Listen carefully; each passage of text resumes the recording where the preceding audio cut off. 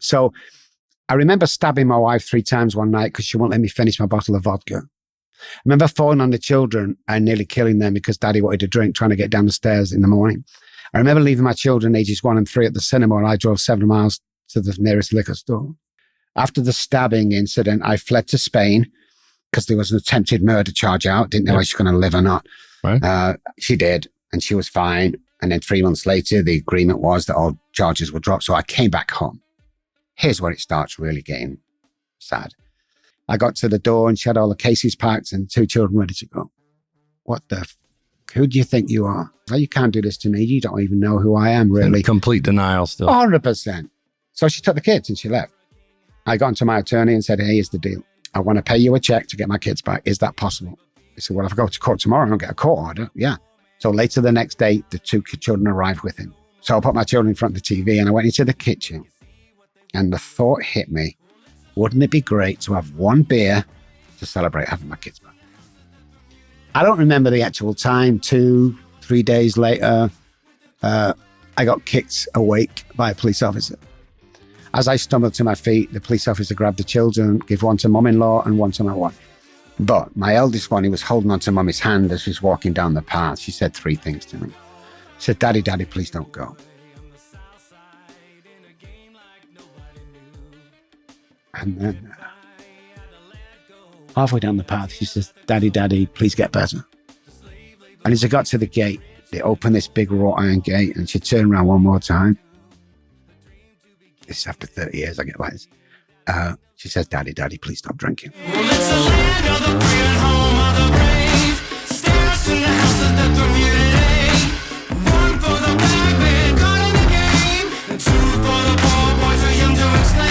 From stages in front of hundreds as a 9-year-old to playing bass with the likes of Elton John and Freddie Mercury, this cat took a left turn, attended Oxford University, the prestigious university, to study psychology and human behavior. And now he has impacted people in significant ways with his research and approach to addiction. He's a thinker, not a drinker. Welcome, my good friend, Dr. Robb Kelly, to the TeeCast. We're not filming, are we? Of course we are. Oh, we are? Yeah. Oh, man, why don't you tell me? I make this so easy. Okay. Yeah, so I get to do that's my bias. I got something for you. Yeah, let's talk a little bit about growing up overseas and what inspired you to get into music at such an early age. First of all, I was born into a musical family. So my auntie and uncle every Friday, Saturday, and Sunday would hit the clubs. He was a guitarist, she was a singer. So I got my first guitar at the age of, I want to say 3 or something like that. And then I got my first bass guitar when I was about 7. So I obviously, all the other guys in my immediate family had no musical talent whatsoever, but I picked it up. So I'm the guy that can play anything. Like somebody gave me bagpipes a couple of months ago. Well, you can't play that. Oh, I can't. Give me 2 minutes, 5 minutes, play a tune. I don't understand how people can't do that. Really? So, yeah. So, on the age of 9, I'm on stage playing with my uncle and auntie. It was awesome. But you went backwards. You went guitar, bass. A lot of people will go bass and guitar. Yes. So guitar to mess around with, but when I got my bass, that's when I started to, really start playing and enjoying it. So, and the reason why I did the bass is my uncle always played the lead guitar in the little trio they had. Okay. So, he'd say, play this bass riff and I could play it straight away. So I thought, well, bass, I'm taking, the bass is good enough for me. I'll take that. So, wow. Yeah. So it was something about the way it sounded, or what do you think I think it was? it's because there were 4 strings, to be honest. And it was easier, Well, as a kid, that's definitely the logic. Yeah. So, but I in a band once, 12 or 13, a lead singer comes in and says, okay, we fired the lead player. Rob, can you take over the lead? And I'm like, well, I've never played lead before, so I'll just do some really fast bass riffs high up on the guitar. And we got away with it. So really? Then I found out, I could literally play anything. So did you ever discover in retrospect how you were able to look at an instrument like that? And is it a visualization? Is it mathematics? Is it all audio? What is it? I think a lot of it is inbuilt, born this way, born with that musical talent that my auntie and uncle had. it just becomes, it's so natural to me. It's not as if like, it's just, I don't know how you can't. I don't know how you can play any instrument. My answer was, I don't know how you can't. Yeah. But I can't build a gazebo on his house. I don't know how to do that. I can't paint a wall or change a plug. Don't even ask me what's under the hood outside. I have no idea. But two talents I have that I do very well. And one of them was music. But I have the addictive personality and suffered from alcoholism as a kid. Mm-hmm. So the mindset of that, when we're kind of neuroscientists, that the mindset of that means that when you put your mind to something, you can literally do anything you want. So that's been my mindset all along. So you're kind of myopic when it comes into something, you get into it and everything else shuts out. Definitely. So I would, apparently, I don't remember this, I would go to the restroom and mum would bath me with a bass guitar in my hand. It was that crazy. I always had it around my neck. But what that became a personality of mine. So you put the guitar around my neck and the audience, it was amazing, but you take the guitar off and I'm a shy kid in the corner that can't speak to anybody. So I got bullied at school as a small little kid. So I formed a school band, a little trio that played at the school dances, and there wasn't bullied. I was kind of, here's Rob, the musician. Yeah, girls paying attention to you. So exactly, yeah. Interesting. That makes me, I took my first drink at age 9 when I was on stage, Liverpool Centre, playing in front of about 400 people, 3 of us. And we played the first half, and I'd never seen a crowd like that before. So that's a good I'm crowd. 9 years old, for goodness sake. Yeah. So when I come off, we played 2 45-minute sets, I think. Come off the first one and I'm almost crying. I'm asking for more. My uncle said, take this beer. I took a few swigs and everything changed for me. Wow. Right there and then. It's like, it was like Chuck Berry on a bass guitar, the second 45. I was enjoying it. I had so much confidence. I was loving it. So yeah, that alcohol, man, it's just took me to a different place. Curiously, this may seem like a really ignorant question, but the first time I tried beer, you're riding around 7th, 8th grade, whatever it was, and you're taking sips and just thinking, barely stomach this. It was drinking piss, and you're trying to dump half of it out and brag that you finished it. What was it tasteful to you, or was it just the effect that it had on you that struck you like that when you definitely the effect? Because I ask friends all the time, I took my first drink at 8. Was it like horrible? Never drank again. It was terrible. It wasn't like that with me. Now, today I know why, because of the study and what we do for a living. But right. back then, it's just the way it made me feel. It like took all the nerves away. It gives you this false persona that, it was just amazing. So I think that was it. But once I put my mind to something, I conquer. I'm an all-in, all-out guy. Yep. Like I've never played basketball. But someone asked me today, do you want to play? No. Well, I've never played it. Well, learn. Nope. Just not interested in. Not interested. But if you were interested in it, you'd be I'd be a pro. Pretty good. Yeah. I know. Awesome. It's crazy to say that, but I would be. I get it. I understand. Yeah. I have a semblance of that personality too. And which is why I'm a career left turnist. Yeah. Because I, do this and then do that and do this. And none of them necessarily are related, but I understand. So at 9, you're already playing on stages and everything else. You picked up the bass. Bass became kind of your passion. Yes. But now you're moving up in the music world. You end up scoring some gigs, playing sessions and stuff like that. I assume the drinking continued through that process. Can you tell me about how you ended up getting to be a session player at one of the prestigious studios? So when we was about to be famous and in a band, when the trio split up or my auntie became too old, I don't know what it was. Obviously, I joined bands or created bands. And here's how it led up to studio work is we would pack like $1,000 worth of equipment into a $600 car and spend a fortune getting there for $20 each. So it was literally 5 till midnight, you're out. I mean, the hourly rate was something like 20 cents an hour. I don't know. So one day, and it was Strawberry Studios in Stockport, just outside Manchester. Somebody came to me and said, hey, can you play this session work for me? I can't make it. And I'm like, what session work, first of all? When you go in, blah, blah, blah. So I was like, yeah, I can do that. I could read music. And what age was this about? Strawberry Roll was about 12 or 13, maybe 14. Good Lord. Okay. Yeah, around there. But I didn't know what to expect. So we arrived at Strawberry Studios. 10cc owned Strawberry Studios, or used to back then. So I knew it was a pretty good studio. But we went in, guy come in, he put a sheet of music in front of me. He said, oh, can you play that 4/4? I said, yeah, no problem. He went, earphone. Okay, when you're ready, Rob, 3. I'm like, why isn't he counting 2 and 1? didn't even know that, Yeah. So I played it through and he came in, he went, okay, that's impressive. Can you play this, please? Walked out and I put that bass track down and he came in with one more and I played that. I bet it was 9 minutes of actually playing. And I can't even remember the amount, but it was something like 10 times the amount I was getting paid for traveling, all that stuff. Right. And I was like, well, what's this? And he's like, oh, it's for your session work. And I said, how much?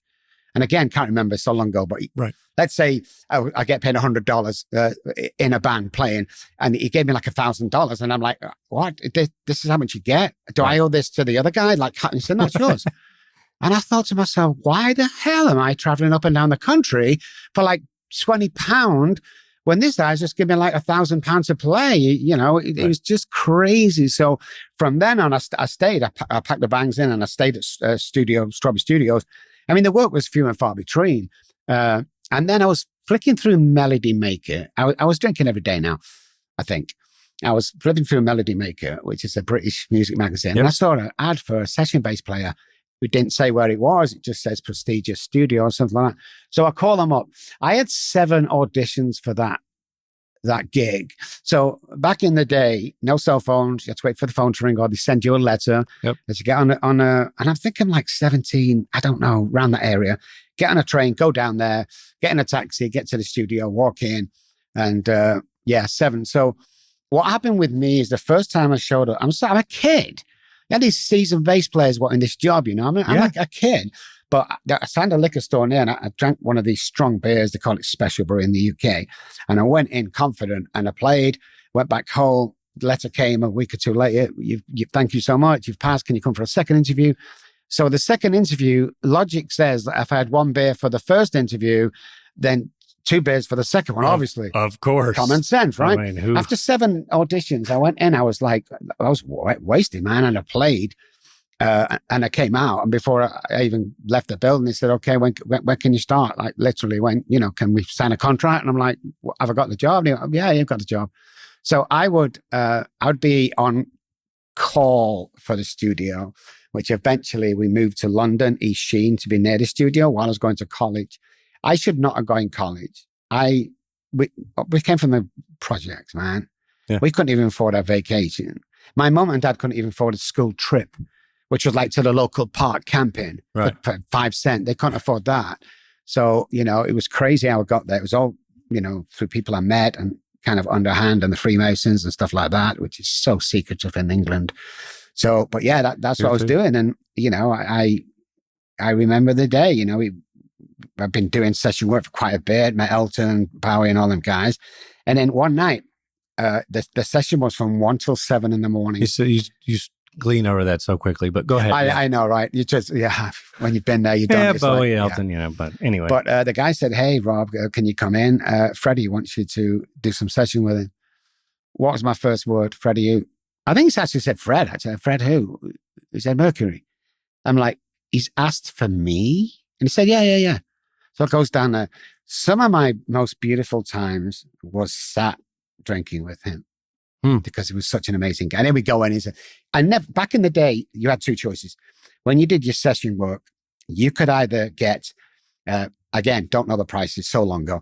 You can get $200 for the session work, okay? Or you could get 100 or 75 and a mention on the album. Now, we're playing 20 songs for 7 to go on the album. Nobody takes a mention on the album. You don't even know your song's going to go in it. So you take the proper $200. Yeah. But I still hear stuff today that I'm like, I think I played that. I think it was there. It'd be interesting to know. Yeah. That's fascinating, though. Yeah.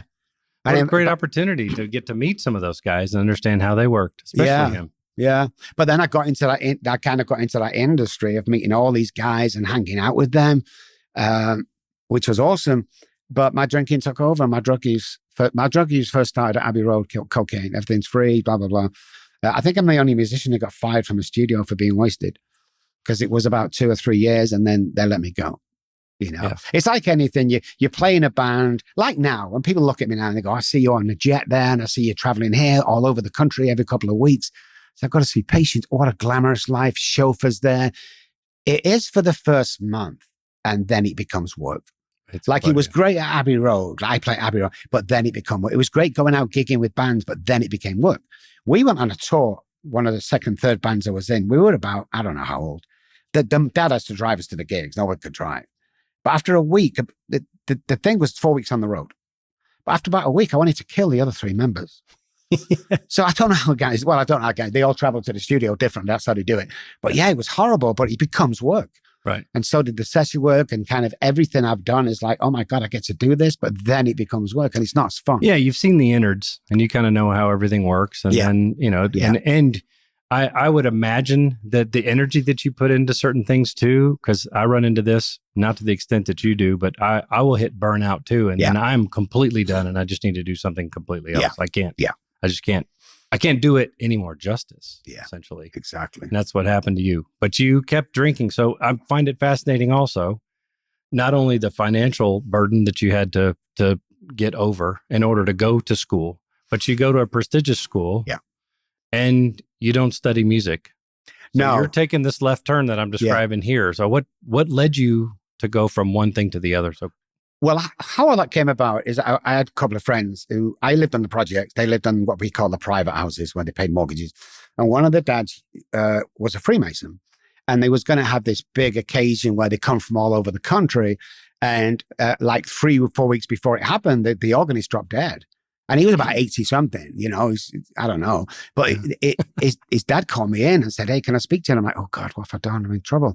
And he said, look, it's a strange situation, but can you come play keyboard at my lodge for this occasion? I'm like, of course I would. I would pay you. I said, no, I'm fine. I'll come, no problems. So apparently you can't just walk into a lodge and play organ. You've got to be taken through, first and then second, I think. I'm not 100% sure. So you do outer guard, then inner guard, then you can go in. So it was crazy how they did it. They did the inner guard for a few days, then they changed it, and then I was in playing organ. So I played organ, but while you do all the ceremonies, because I had to attend a few before the big one, and then you had a big meal, everyone talks to each other. Well, everyone loved me because I'm a musician. I'm going to save the day. So the people I was mixing with even then were high flyers. So one of them was a senior police officer in London, and we become good friends. And he said, what do you want to do? I said, well, no one's in my family gone to college, and nobody's become something, and no one's ever bought a house and stuff like that. And it came about, and that's who got me in Oxford through the back way. So I first of all went to Green's College, Oxford. And I remember the first day I had shown up, we had a meal, and we sat down as like 7 knives and 7 forks and like 4 spoons. And I'm like, what the hell? So that's where my imposter syndrome came from, that I still suffer from today. Anyway, I watched everybody else, and I was still playing at Abbey Road, so I could afford to pay, the fees and stuff.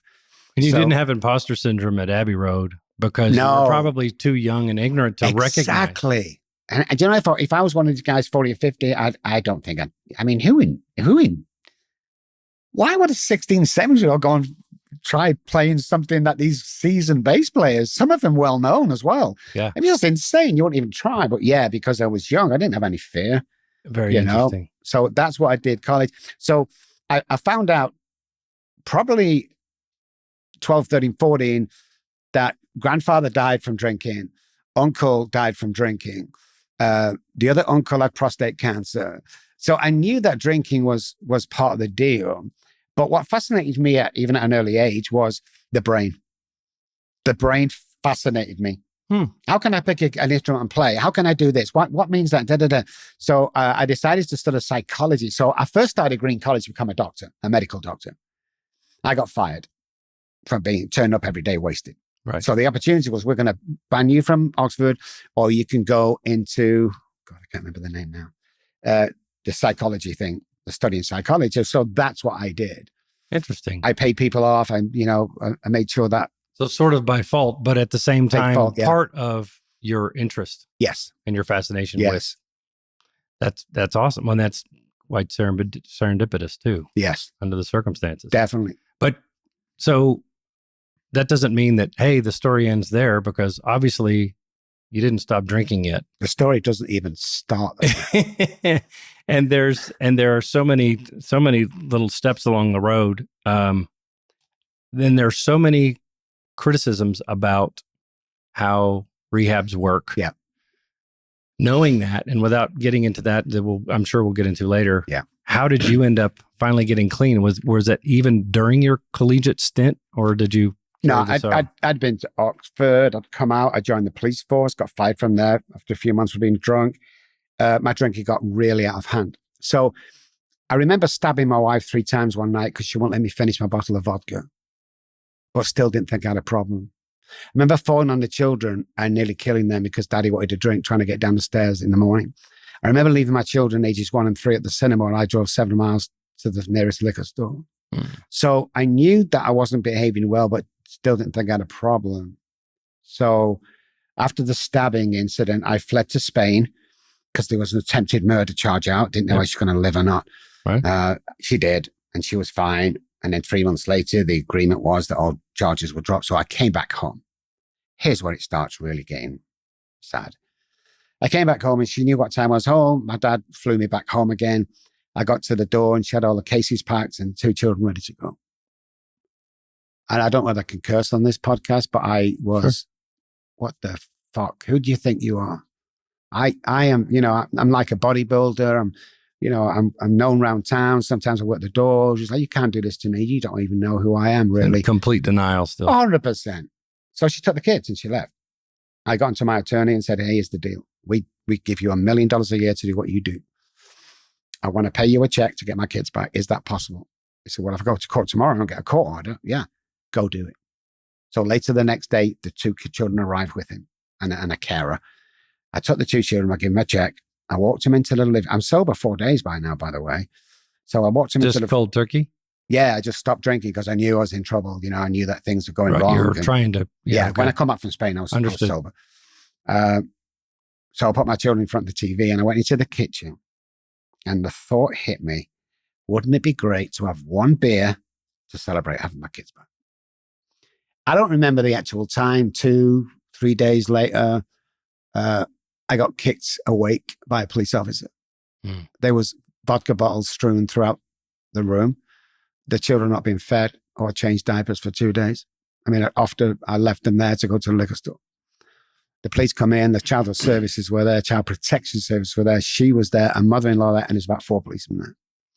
As I stumbled to my feet, the police officer grabbed the children, gave 1 to mom-in-law and 1 to my wife. I staggered to the door feeling, unless you've gone through this, guys, you will never know that pit of stomach feeling of just absolutely devastated that you almost killed your kids. But my eldest one, he was holding on to mommy's hand as she's walking down the path. She said 3 things to me. She said, Daddy, please don't go. And then halfway down the path, she says, Daddy, please get better. And as I got to the gate, they opened this big wrought iron gate and she turned around 1 more time. This is after 30 years, I get like this. She says, Daddy, please stop drinking. I couldn't do it. So a week after that, the house had gone, the kids had gone, the cars had gone. They, I signed everything over to my wife and I became homeless for the first time in my life. And everything was taken away. So abandoned on the street. No, if I call my mom, she'd put the phone straight down. If I turned up at the house, she'd call the police. Same with my wife. Was it a time where you actually were introspective now for the first time or not yet? No. I died twice on the streets in England. 7 suicide attempts. And on 2 occasions it worked. I was dead and they brought me back. And I hated them guys for that. The paramedics, I hated them for that. Because I didn't want to live. You knew how miserable you were, but you still didn't self-blame or pinpoint denial. Complete denial. I often tell people I didn't go to hell when I was on the streets, but I could sure see it from where I was.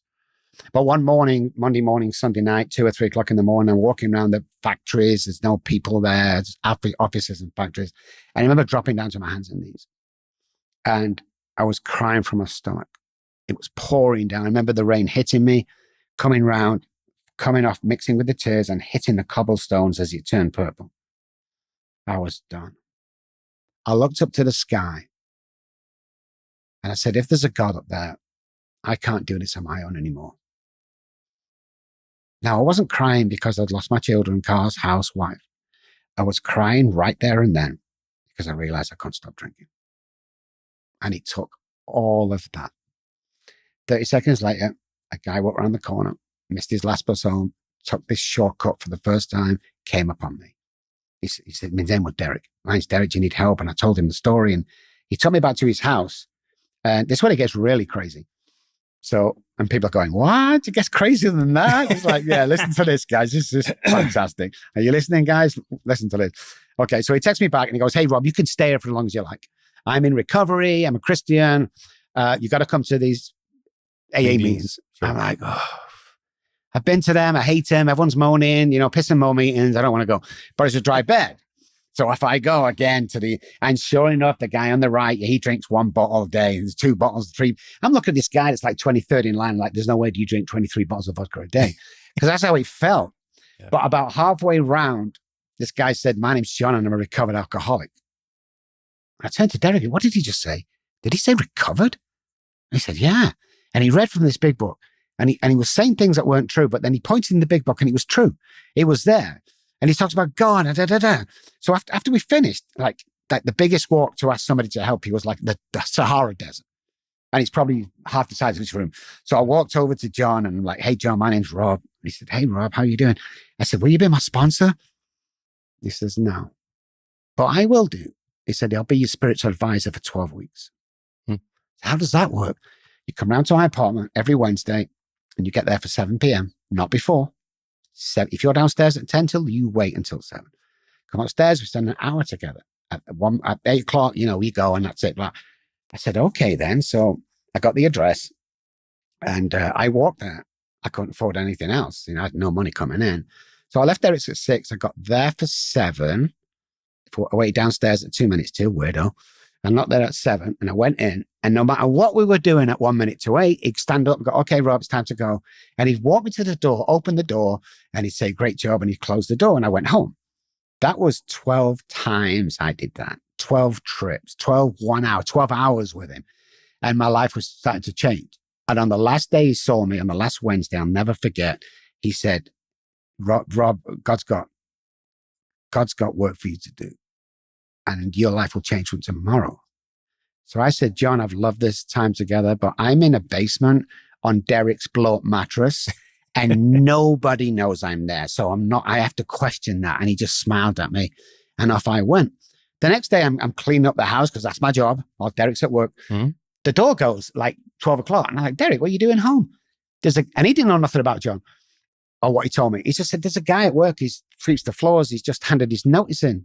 Do you want a part-time job? I'm like, what now? Yeah, now, come on.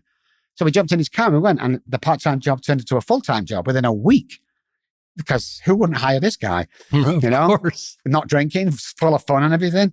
So it was amazing. And after about 3 or 4 weeks, I got my first paycheck. And it was cash stapled to an envelope back in the day. Yes. So I got like, I don't know, £2 maybe. I went to the local gas station and I bought John a little teddy bear. That's all I could afford. And a little card. And I wrote in the card, thank you, John, for introducing me to God because he, capital H, took the compulsion to drink away. Man, I was so excited to get back to his house, man. I knew he was going to be proud of me. I just wanted to be proud. Look, everything you said, John, apart from taking me away to another country, which was just out of the question, obviously. Yes. So I get there and the curtains look a bit dirty and stuff like that. But I knocked on the door. I've got the bear here, man. I've got the card here. And I'm so excited. Look at me. And there's no answer.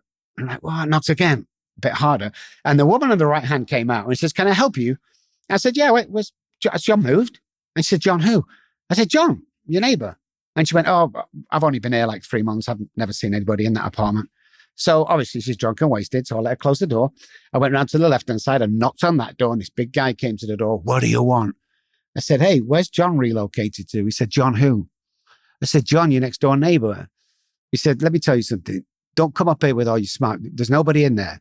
I said, your neighbor, John, next door. And he went on to tell me that place was derelict. If you opened the door and walked in it, you would fall down to the apartment below. There used to be tape over it, and all of a sudden the tape went missing.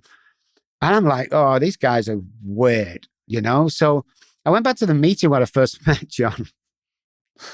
I walked in and the guy went, oh my God, Rob. And I was like, you remember me? Well, anybody would remember you, Rob. And I was like, oh, thank you, man. Does John still come in? And he said, John, who? And I said, the guy that was over near the coffee machine speaking to him. He said, Rob, you was over in the coffee machine speaking to yourself. Never found that man. But what I do today with almost 100% success record, with the nearest percentage is 9%, 7% success, and we have almost 100%, 90% of what he taught me, I use today.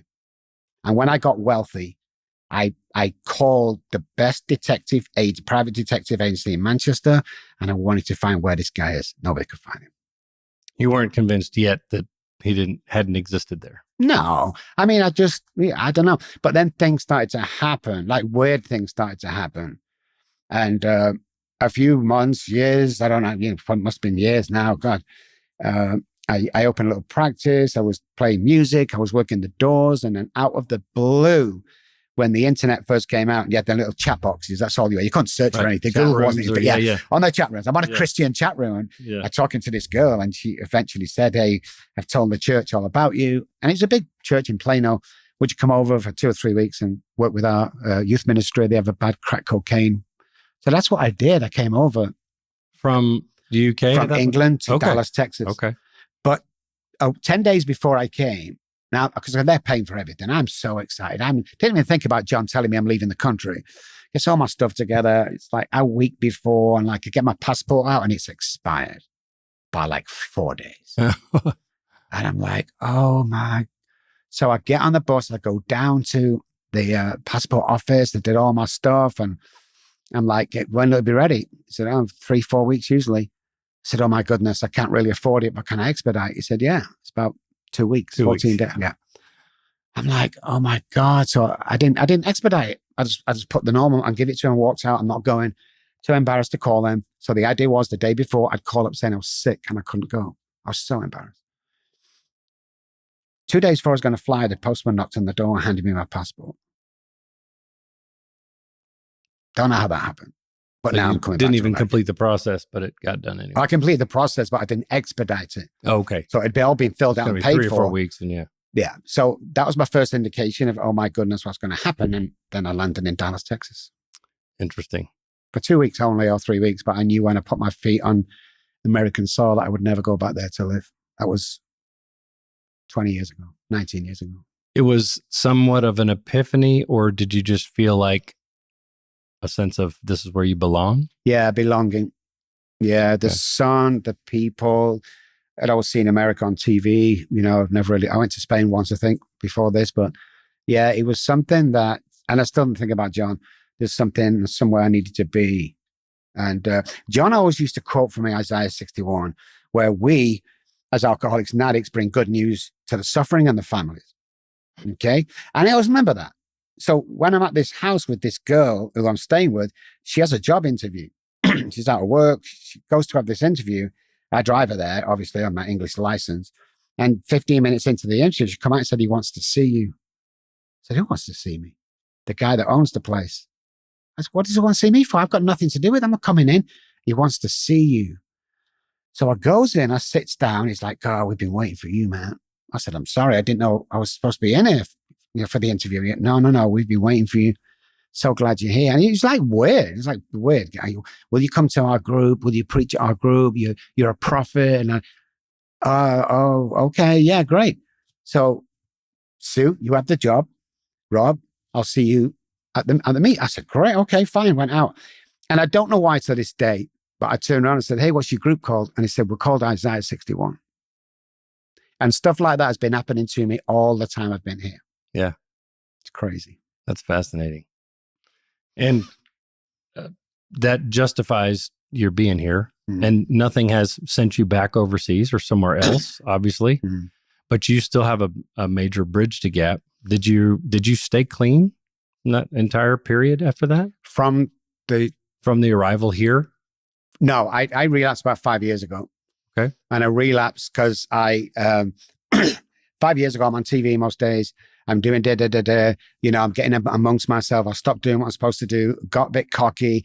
When the money started coming in, like 10 years ago, I was in Dallas, Texas, and we had half a floor of a medical building in Highland Park.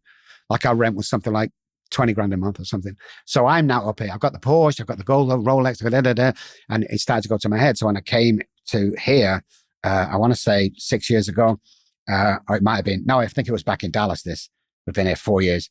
I relapsed, but I knew I was going to relapse.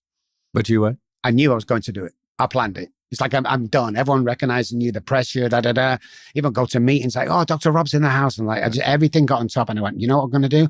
I'm going to self-sabotage everything. And I said to Janet, I said, I'm going to drink. So what? I said, I'm going to drink. It's going to be tomorrow night at 6 p.m. You okay with that? And she was horrified. That's what I did. So nobody circumvented? No.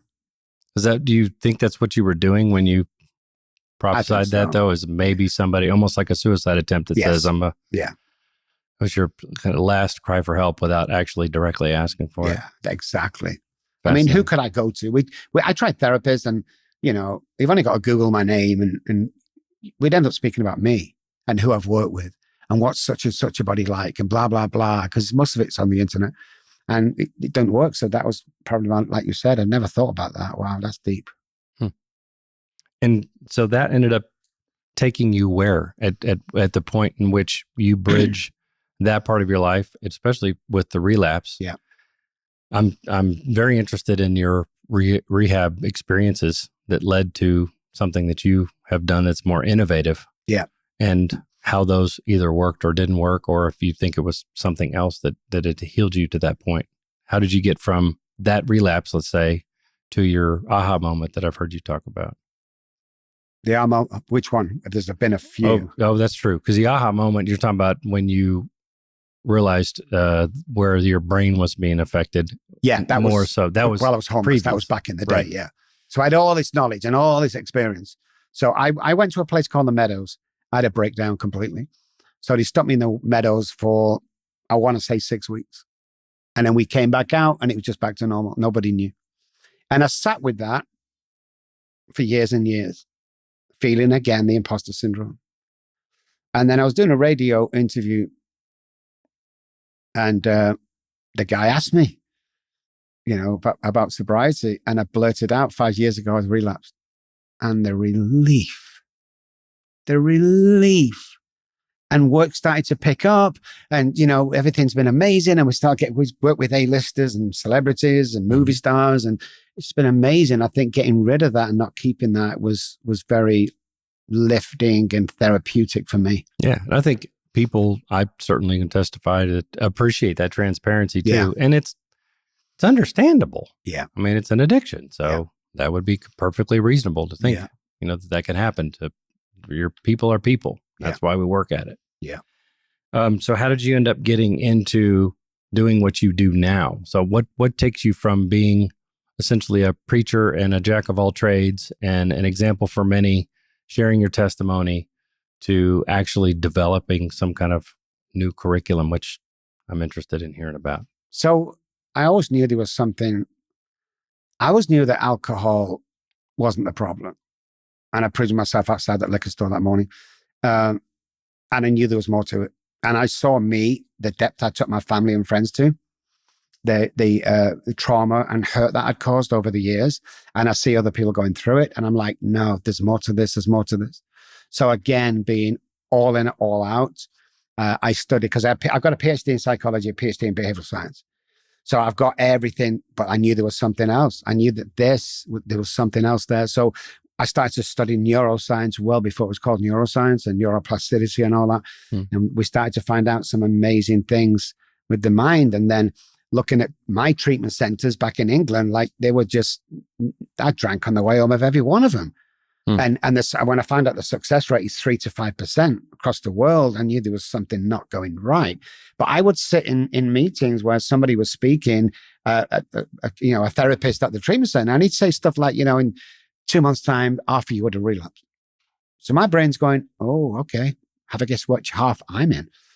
And I kept relapsing and doing it. So nobody knew what was going on. Nobody knew that you can recover from this 100%. You can cure the drug addiction. You can cure PTSD. You can cure childhood trauma.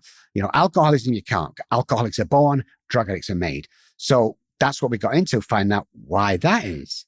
Why is alcoholism different to addiction? Because everybody wants to put it together. Alcoholics are born, drug addicts are made.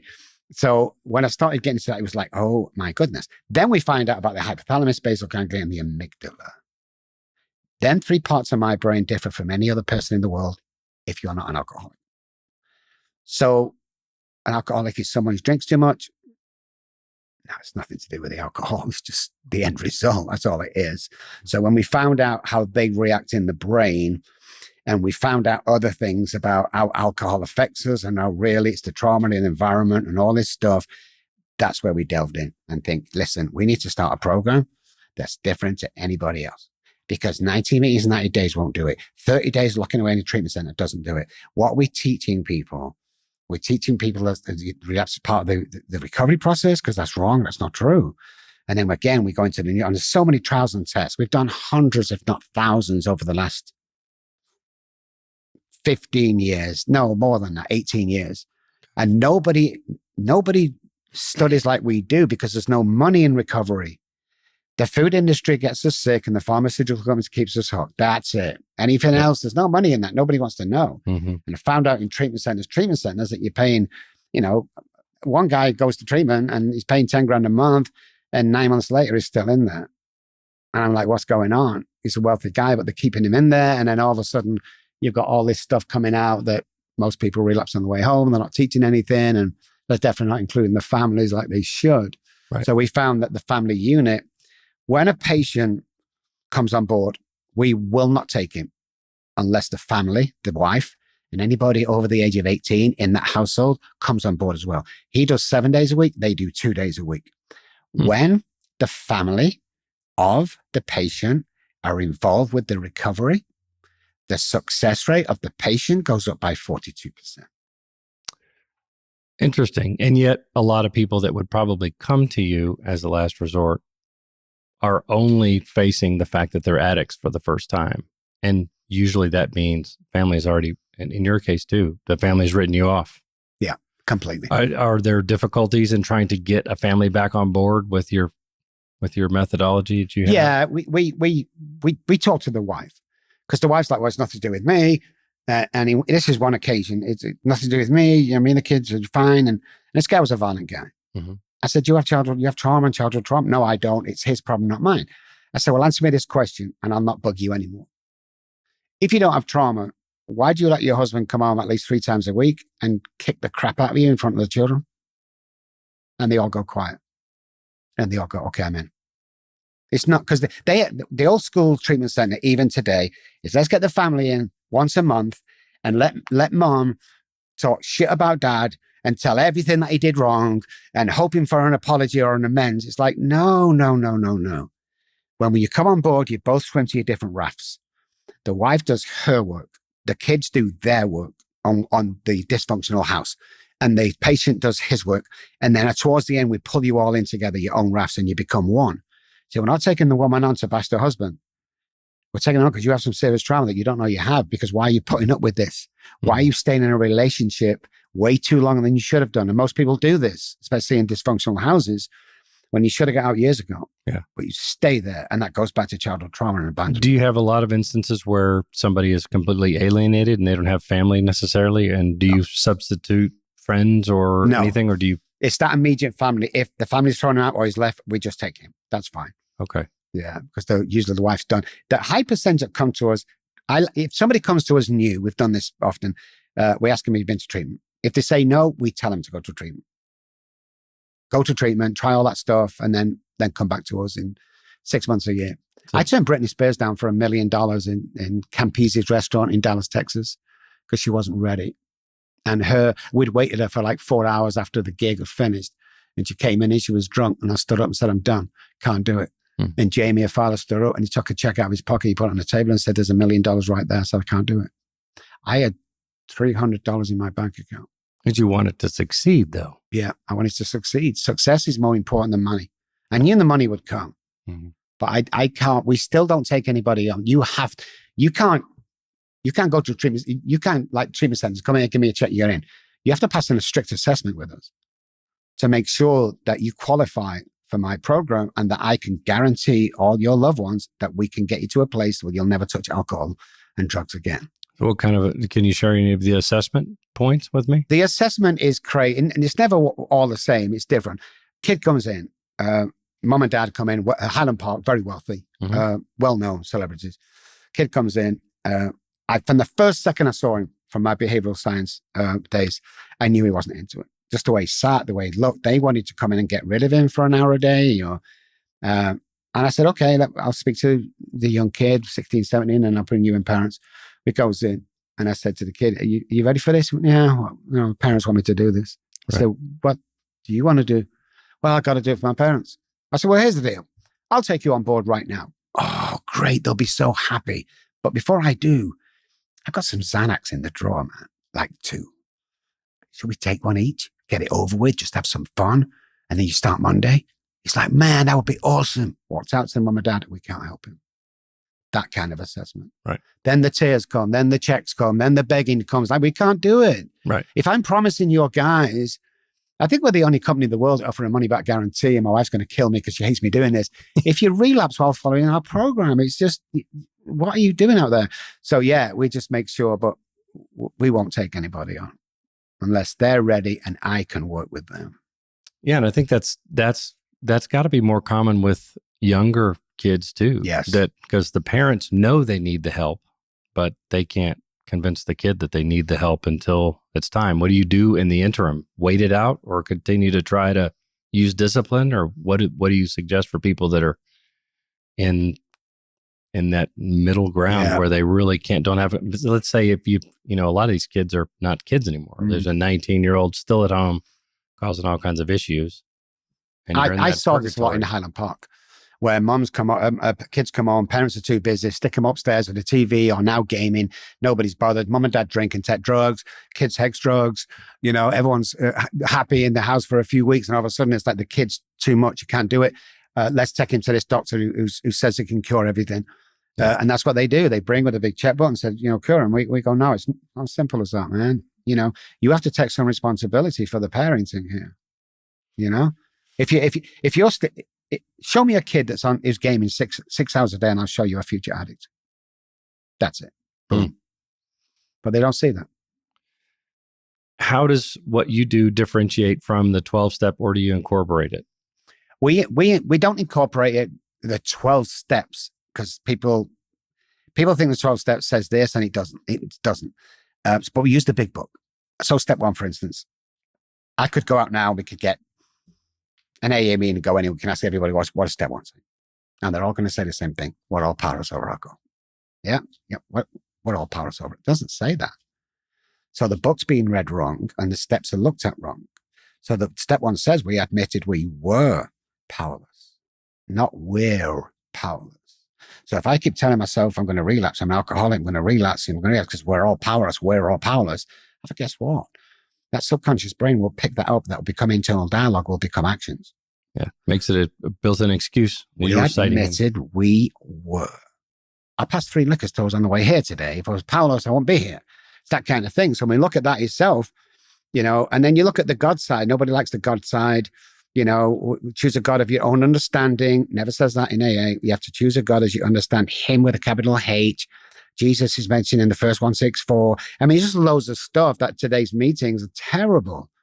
You get a good big book study meeting and you're going to recover. You go to 90% of, first of all, 90% of meetings, probably half of them people are not alcoholics. So it's been watered down and watered down and watered down. But yeah, we still use the big book. The big book talks about a psychic change back in 1938 when they were writing it. Psychic of the mind change your mind. Simple, okay? Nobody thinks that way, okay? But 10 years ago, the medical fraternity found out about this neuroplasticity. What is it? It's a change of your mind. It's redirecting neural pathways away from self-sabotage. How did these guys know in 1938? How did they know? So the God thing, page 11, second word, guys, if you don't believe me with the Jesus thing, Jesus Christ. How did they know? So if you follow the book from A to Z, and you get your childhood trauma, it doesn't cover childhood trauma. That's the only thing it doesn't. With 4 and 9, it's not enough. but you're going to recover from that bullshit you're going through. Hmm. Period. Now, it's the childhood trauma that's the big one. Because most people go, they don't really read the book. They, I stayed sober from my first meeting, not an alcoholic. Well, I did it, not an alcoholic. I was trying to find a therapist here, and we interviewed three therapists. The first one went in, he's got all these plaques on the wall. I'm like, are you an alcoholic? No, but I have an MA, and I've done all the addiction. You can't work with me. No, I can't work. You can't work with me. You're not qualified. And he was quite upset with this. And he stood up and he went, you've got to scenario. You have a bottle of vodka behind your back. You will not give it to me, and I want it. I'm going to stab you in the face repeatedly until I get that vodka. Freaked out completely. Second one, freaked out, threatened to call the police. Third one, I think she's about 70, 80-year-old ex-hippie, ex-heroin addict. Scenario, bottle behind, stab you to death. You know what she said to me? I'd stab you to death first. That's my girl. Because you don't understand what I go through when the mental obsession and the hypothalamus turns around and tells me to drink. The hypothalamus, which tells normal people to drink water and eat food to stay alive, is telling an alcoholic at a certain point of the drinking clear to drink alcohol only to survive. I'm going to literally stab you. I'm going to literally shoot you if you get in my way. That's why they forego all societal norms and regulations and familial relationships. That's why we can go days or weeks without eating food or drinking water. Yeah. We just eat it's saying alcohol. That's all the thing. Yeah. Prefrontal cortex, give me an ounce of alcohol. Give me alcohol. I've got my kids alcohol. And this is how it sounds in the head, by the way. Drink. And it's 24 hours a day. And towards the end, it's like, oh my God. And the only thing that's going to calm it down is a drink. But what we have to remember is I relapsed on the Friday. No, you didn't. You relapsed a week before, man. If you don't watch your behavioral science, watch the somatic experience going on with your body, you'd be able to stop that relapse. Interesting. Yeah. Do you use any brain mapping or imagery or anything in your research? We use brain spotting, which is a new tool that's out. We use NLP. We use 9D breath work, which is subliminal messaging, and psychology and all the other great stuff we use. So how did you come about figuring out what was the best to use? I know I read up on Amidst's book when that was coming out, and it was all controversial and, silly science type stuff. Yeah. Well, the medical fraternity 19 years ago tried to get rid of me. They belittled me. There was newspaper clippings that I was off my head. I'd relapsed. I'm not really from England. Never went to college. Who is this guy? We saw that all because they were scared. Now, most of them people are back with us now saying, tell me more, tell me more. But what I find out was kind of a little trial and error. But my belief in what we were doing all them years ago, and everyone else said we were crazy, the belief from what John has told and what I knew as a person, an alcoholic and addict, and what I'd been through, the belief inside of me was second to none. I knew that I had the solution. I just knew I had the solution. Is there anything particularly controversial or anything that you've come across during your research and trying to put this program together? I just think, the basal ganglia, for instance, the basal ganglia is our repetition, strength, and confirms part of the brain. If you're going to learn something, like let's say a pilot needs 10,000 hours in the air before he can fly a commercial jet. When you drive a car for the first time, it's huge. You're scared. You're nervous. After a month or two, you're reversing down the driveway, waving to mom, speaking to the girlfriend, and listening to music at the same time. That becomes a working part of the mind. So this is how we describe it. The clock face. 12 o'clock, we go on a bender. 10 after, we stop. 20 after, we get the wife back. 1:30, the kids come back. At 22, I've got that great job. And at 10:2, you self-sabotage. So the 10:2 point of the basal ganglia is at default all the time. And that is the direct correlation with childhood trauma. And that's the controversial part. And it's recognizing also yourself, being able to recognize when those signs come out. Yeah, and you see them every time. Everybody sees it. You get irritable, you don't want to do this, you do that, you stop doing this, and all of a sudden, bang, alcohol will never come to me on a Friday night and go, hey, Rob, let's drink. Never does that. Never. It's always pre-planned here in the subconscious brain. So the problem is here, it's in the subconscious brain. So you don't even know it's happening. And all of a sudden you go, all of a sudden I was in a bar and I drank. No.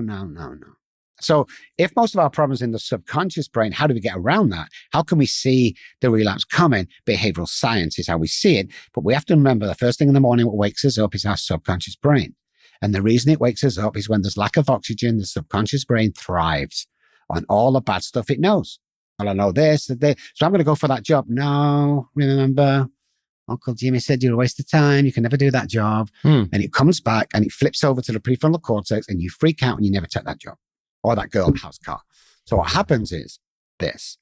When we wake up in the morning, we need to snuff out that subconscious brain. So we have a routine that brings in the conscious brain 2-3 minutes after getting up. Okay. So the subconscious brain here, the bad guy, this is the guy that's going to thrive. This is the guy that's going to succeed, get his family back, be the most earner, whatever success looks like for you. I have a guess who wakes us up tomorrow morning. It's this guy. Because what happens with a normal circadian sleep pattern between the hours of 2 and 5 is when the body is at its most repair, also when we have lack of oxygen. It's the reason no one's woken up laughing ever in the history of mankind. No oxygen. So the subconscious brain wakes us up.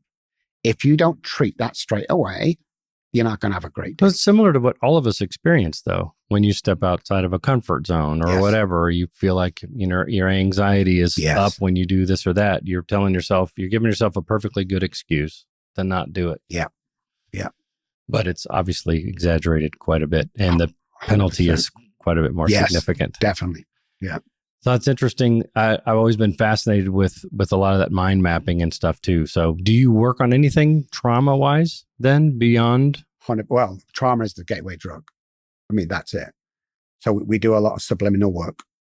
So 90% of our work is online, is telehealth. Okay. The reason why I went back 10 years ago to get my behavioral science PhD is I knew that this was going to be the future when Zoom first came out and stuff like that. And in fact, I don't even think it was Zoom, it was something else. But yeah, we do. So planted words, planted phrases. In Dallas, Texas, when you used to come, we find everything out about you. And when you step out the car to walk towards the office, there'll be subliminal stuff planted around you. So by the time you get to the office, you're kind of already thinking that you're liked because you have all these things that remind you of home. So if somebody's a Dallas Cowboys fan, we'll leave a Dallas Cowboys hat on the floor near the elevator. You'll get in, there'll be a poster on the door of the latest quarterback for Dallas Cowboys. Mm-hmm. We had one guy that came in, and this subliminal work is amazing.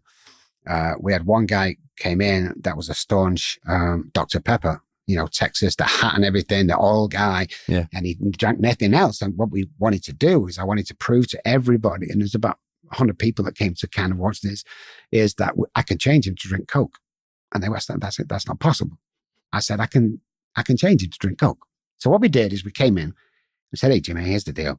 You're going to go for a ride with my guy. You're going to have a chat, blah, blah, blah. And you're going to come up. And then me and you, he's a guitar player, played a guitar. And we did something crazy. How'd you feel like? He went, awesome.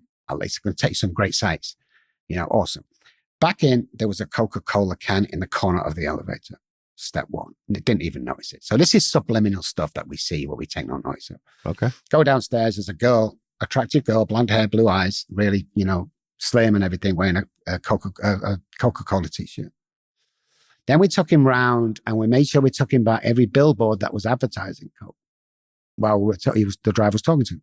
So, hey, this park over here, da-da-da-da. And then he's past this, subliminally, he's taking it in. When he gets back to the office, he gets in the elevator. Now we have a real handsome guy with a cowboy hat on, just like his, that's drinking a can of Coke. I swear to God. He walks in the office. I came out and said, what do you want to drink? He says, give me a Coke. He had no idea. So that's the stuff we use in our program. Very, very subliminal, very careful with the other stuff that we use. It's just, we found it to be a winning combination. And does it ever backfire? No, no. Somebody look at the cowboy hat on the floor and say, how could you? No, well, it hasn't on us. The cowboy. Yeah. But when you explain it, it's like, so what do you mean? You must have saw it. It's like when you drive down the road and all of a sudden the police car's behind you. How often do you look in the rearview mirror? You don't. Like you see on TV where there's a bad guy is following the guy. He's following him. He's like, you don't notice that. Yeah. It's like when you're driving down the freeway sometimes and you come to your turn. I think, I've realized I've just passed 5 turnoffs. Didn't even know it. We go into that zone where we're comfort and we don't really need to, like, we don't have to think about driving or anything like that. It's the same thing when you don't have an idea. Like Another thing we did is another guy came in and he used to love steak. He was a steak man through and through. I said to the guys, I can make him eat fish. And they said, there's no freaking way. I said, I can make him eat fish. So we said to him, hey, one night we want to bring you out, with the guys. Thank you for coming to our practice. We'll pay for the meal. And I got the envelope and I wrote fish inside the envelope. I stuck it and got 2 or 3 people to sign so you can't open it. And I put it in the safe. I subliminally put fish in his mind for a week. Very subliminal. When we got to this place, we went round and all my guys ordered fish. And when it came to win, he goes, you know something? I'll try the fish. That's how we work. And that's how you really got wealthy. Yes, definitely. Because put if you think about it, on this, we attract what we think we are worth. So people say all the time, like you got so wealthy, blah, blah, blah. It's good. It's like, you can. No, I can't. That's why you can't. If you think you can't succeed, you're right. If you think you can succeed, you're right. The mind is so powerful at making things happen, but we use like 1% of the mind. Yeah. So if you look at the mind, it sits inside the brain. So the mind is energy. It's, you can't see it, touch it, feel it. Mind over matter. The brain's matter. So wouldn't it be great if we could train the mind in the first 30 minutes of awakening to run that conscious mind to tell the brain what to do? Well, we can. And the other thing you have to remember is 300-ish neural pathways die every day in the head. What are you replacing them with? Are you replacing them with, oh my God, I could definitely get that job. Oh my God, I'm going to build an empire. If anybody walks into our business as a patient and said, I want to build a business, we slap them. You get a business card and a website, you got a business. What kind of crap is that? You want to build an empire. And we start brainwashing with that empire. And you see how easy it really, making money, man, is not hard once you have this sorted out. It's all that stuff from the back you suffer from. But once you get to know how this works, you can rule the world. I mean, look, and people just go, I can't really be anything. I go, yeah, you can. Well, I can't be president of the United States. Let's forget your political views for a second. We had a business around the country with no political experience whatsoever. A businessman. Don't dare tell me you can't achieve it. A businessman, for goodness sake. Yeah. Don't tell me you can't achieve your dreams. It's just not true. Somebody's put that there. Do you ever incorporate music since you've got your psychology and your human behavior? Do you ever leverage music for maybe even the subliminal stuff or even anything more significant? The subliminal, well, it's kind of planting and stuff like that. If they're a musician, some guys come in and tap the tambourine, but at the house, we had a music room. I have a couple of guitars in my office. There's one guy that comes, he loves playing. But what we'll do, it's changing the neural pathways up. So rather than, hey, shall we play a song together? We'll repeatedly go from G to D, E, F sharp, D, and there'll be coordinates as we go along. So he's changing the neural pathways from the G to C to D, which is your normal chord pattern, maybe an E minor thrown in there, to G to D to F. So you're always thinking and changing them pattern, because a normal song is a pattern, Right. In fact, there's if you want to change your mind and be at peace, listen to a 2-chord song. Whole Lot of Love is one of the songs. So it's a pan away from the 3 chords or 4 chords that the mind starts to take notice of, and it becomes calmer within that song playing. Just because it's so familiar with the 1-4-5s all day long. And then you got your 2-chord songs. There's a bunch of them out there, but it's not the norm. So we've fallen into these patterns without us know we're falling into these patterns. Once you realize that and can change that, the world is your oyster. It really is. Does it ever bring back interesting or traumatic memories or anything like that with people when I've seen people come awake listening to music that brings them back to a time where nothing else would revive them, and it's all brain work. Yeah. Also, the music's triggering it. Yeah, we use 9D therapy for that. It's a new system on the market. There's only a bunch of us in Texas that has it, and basically, it's a 9-dimensional. You wear headphones and masks. It's 9-dimensional sounds all around you. So you'll get the music, you'll get a main guy talking to, and you'll have subliminal messages coming in that you can just about hear if you are listening for them. Mm-hmm. And I actually did one the other day with a guy, and he's jumping up and down and he's banging the wall, and he just that's what he does to us. It changes everything completely. When we go to church, for those guys that go to church, you have the worship band on. Yeah. The worship band's not there to play music and have fun. It's to get your vibration up to receive the message. Inspire. And to get that vibration, inspire, wait for the message. So when the message is delivered, you're accepting that in. That's what music is. It takes you to a different vibration. Yeah. We can change our vibration. Because if you listen to a song like I've not heard blah, blah, song, it comes on the radio. What's the first thing you think? You go right back to a child when I remember playing in the sand when this was on. Yeah. There's a Duran Duran song that comes on. I forget which one it is. Well, they're on a boat. But I was with my girlfriend in Spain and we were swimming this really deep river, but we had that blasting from the old beatboxes. Yeah. And every time that song comes on, I go right back there. Yeah. So yeah, definitely. Hallucinogenics. What are your thoughts on medical hallucinogenics? And there's not been enough research for me. I have no either way. I just don't know enough about it, to be honest. Okay. We've seen some great results, but like anything else, like cigarettes, we saw some great results for 20, 30 years. And all of a sudden we found out, oh my God, this is damaging us. I think when you start messing with neural pathways and thought patterns in the head and different parts of the brain, something has to change. Something has to change permanently. Now, here's the great part. If you don't suffer from addiction, go on, man. It's awesome. I bet it's awesome. You do anything you want. But if you have that addictive personality, you've just got to be careful, is what I've seen. Because we look for patterns to replace patterns. So if you take drugs and you stop and you're getting it, you might get the gym, you might get, smoking, you might do, it's just crazy. And I certainly wasn't suggesting that somebody should just go start picking mushrooms and medically, explore. But medically, the ketamine treatments. And I mean, you just hear about a lot of different positive responses from those, but they're all under controlled environments. And my thing is, if you're in a controlled environment with something that's been researched, it can only be good for the recovery industry as a whole, because it's taken us that step further. When I played at Abbey Road, obviously the Beatles are all plastered everywhere. And you got to look at the stuff that they were on when they wrote some of the most complex songs. So I can't go, well, I don't believe in it. It's just got to be controlled in that medical facility you're talking about. Yeah. I mean, as with anything, it's, you party with it, then you're looking for something else. It's like tapers when you want to come off heroin, so they put you on Suboxone. It's a taper. If you're on Suboxone 2 years later, you're taking drugs. Right. The brain doesn't know the difference between street drugs and pharmaceutical drugs. You go, well, the doctor gave me Suboxone. Well, shame on him, first of all. Right. And secondly, it's harder to have Suboxone than it is from heroin. What are you doing? Right. Nobody wants to tell anybody about the information or the damages. Everyone wants to be kept quiet. The pharmaceutical industries do a great job. Even his advertising, you got to see advertising, the girl there, on a boat, that I can, all the family laughing. And then while you're watching that, he's going, no, this can kill you. You're going to lose a liver. You're going to lose a liver. You don't hear that though. Yeah. You just see, that made me happy like them. It's very clever, man. Depression medicine can make you want to kill yourself. Yeah, right. It's crazy, man. It's like diabetes. If you want to get diabetes, go on the Diabetes National website and tell on the first page, eat what they tell you to eat, you'll get diabetes.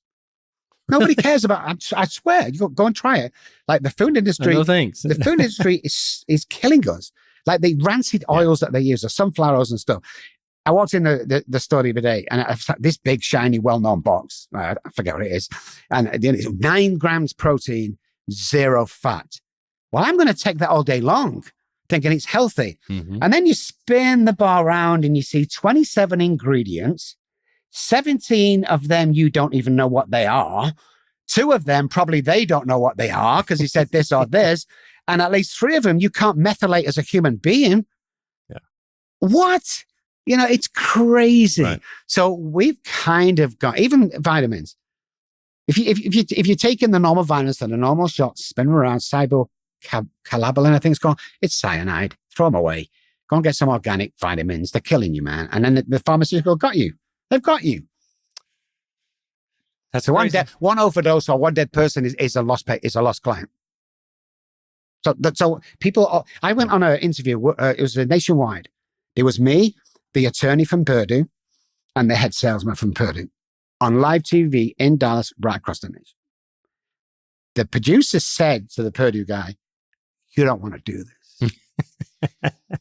He said, "I don't care. We're proud of our. You don't want to do this." So he's a little skinny guy, about 5'4", propped on a chair. The other guy, I could have took him out with a back of my hand or something. He didn't start off with a bicep flex like we did. I might have done.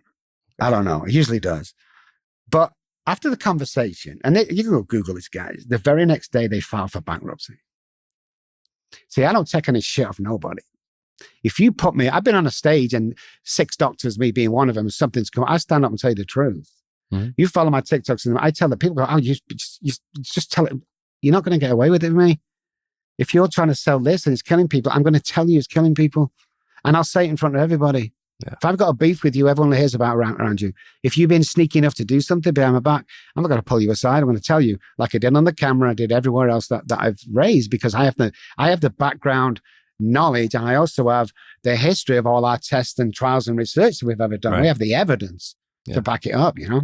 And people probably just think it's conspiratorial and everything, but it's pretty organized and just non-transparent is the main issue, right? Yeah. I mean, that's why you've got Cuban investing in new things too, to show at least where the costs are. I mean, that's only half of the battle other than the farmers themselves. Right? Yes. So we have an audience. What can we do to support what you do? I mean, you're trying to make a positive impact in people's lives and everyone matters. So what is something that we could share that people can do to help your plight? The only thing I'm going to say, because it's weird when I come on every podcast, y'all go, let's sell your book. Let's sell. No, we're good. Thank you. I've got enough money. The Robb Kelly Foundation.org is the foundation we just started. The CEO is amazing. And that's the only thing. I mean, you can go on any, search engine, Dr. Robb. I spell my name with 2 B's, guys. ROBBKLOY.com is the website. But there's a great book out there that I wrote, which is titled, The Last Thing My Daughter Said to Me was, Daddy, Please Stop Drinking. If you see that and like it, don't order it on Amazon. Send me a message. I'll sign it and pay the posting and everything. Well, I'm not going to cost you anything. It's not about the money. It's just about, if we can benefit one person from listening to this, right, we've done our job. And that's always been the case with me, because we never see that. We never see that when somebody listens. Very rarely anyone comes back and goes, oh my God, I listened to you, and because of that I did. But you know it's happening, man, because I don't think there's any such thing as coincidence. Not from the stuff I've been through. Everything happens for a reason. If you're listening to this on this day that you probably never stumbled across your podcast, you're doing it for a reason. There's always a reason why you do or say something, and we never see that, but there is. So if you've got $1, go on the foundation website, leave $1. If you leave, like, I don't know, if let's say you leave $100, we want it to be different, like everything else we do. So rather than giving you $100, go, okay, let's go, I'll change it, I'll get off my tax or whatever. What we do is we take that $100 and we may have a guy that's just got his life together. He's got a little 1-bedroom apartment, but he wants to see his kids at weekend. We'll buy him a suit. We'll cover his legal fees. We'll make sure he gets an Uber there and back, and we'll put 6 months on his rent. So awesome. That's the stuff he goes. But here's the crazy part. That guy will contact you who donate $100 and go, hey, Jimmy, the $100 you sent, I actually bought these shoes with them. Thank you so much. So you know exactly where it went. Exact. Nobody gets paid in the foundation. Everyone does it, volunteering free of charge. But yeah, you actually see where your money. There's no, give $200 and you know quite well that the CEO is on like $4 million a year. Mm-hmm. This is just honest and open. If you've got $1, give it. If you haven't, let us know if you need it. Love it. God, I just come up with that, guys. That was awesome. If you want, wow, that's all. That's a t-shirt in the making. I recorded it. I'll send it back to you. Well, I'm honored to have you, brother. Is there anything else you want to share before we cut out? No, man, just believe, guys. And everything's temporary. Nothing lasts forever. The stuff you're going through now is a lesson or teaching you something. Don't worry. Yeah. If you're a mom with 3 kids and a 1-bedroom apartment and the government's paying for you to stay alive, it's going to change. It's going to change. You've got to start believing that you're not just meant for that. We're all meant. Babies are born with 2 fears. Fear of falling and loud noises. The rest are man-made. Just remember that, guys. Fear of falling, fear of loud noises. That's all. So babies are actually born with $1 million minds. Why are you hanging around 10-cent minds? Boom. Beautiful. Thank you, man. Thank you, sir. I really appreciate your time. Of course. I know it's valuable and it means a lot to me that you're here. We'll definitely share the message, and I'll link the foundation on the awesome thing awesome. Too. So yeah, I'd love to see some stuff. I'll drop some bones in there myself. Nice. I can't pay it in pounds, but I can pay it in something. I'll pay it in rupees or Thank dollars. you, my friend. Appreciate it. Of course, you, man. Thank you. Yes, sir. It's been awesome. Yeah. What's it take? What you gonna do? you gonna do? Success around the sandbox with second grade rules. A confident fake to make you do what they want when they won't pay the fool. A diplomatic face is the one to see you through. And don't let those bigots take you off your game, or just to let them loose. Just sit here in the front seat, baby, ain't that sweet? Take a little honey from the money bee.